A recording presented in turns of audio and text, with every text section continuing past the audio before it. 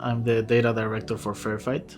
Fairfight is a data-driven organization, collecting electoral data, strategizing, making sure that we are putting our resources where they have to be, and helping protect voter rights. Voting is very complicated, especially if you're a Black voter. There's lines, accessibility to early voting locations is not there for many people.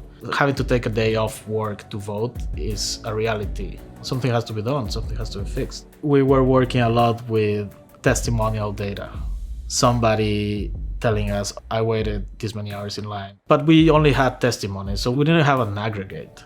The Center for New Data is an organization that provides advanced technology and data tracking on voting waiting times. In 2020, the Center for New Data provided us with this dashboard. It's very helpful to have quantitative data that can prove that Black voters are affected disproportionately when it comes to waiting in line.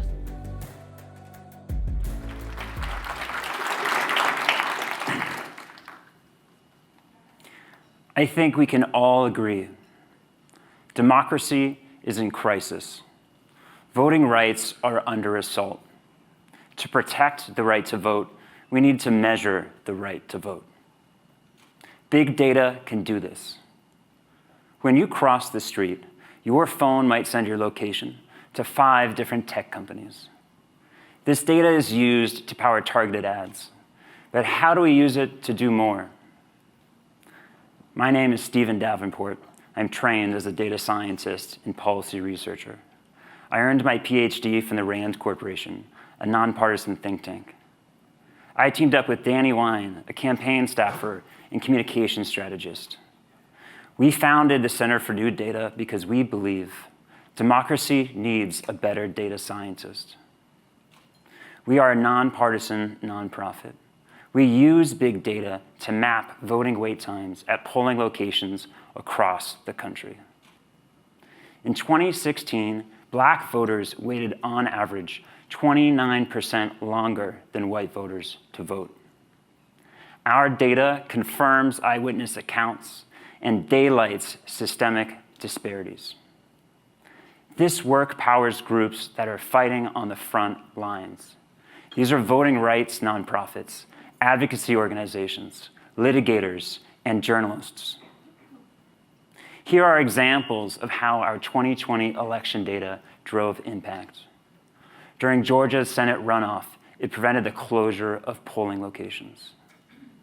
In Iowa, it was used as evidence in a civil rights case to prove Latino voting rights disparities. It was cited in the New York Times and The Guardian.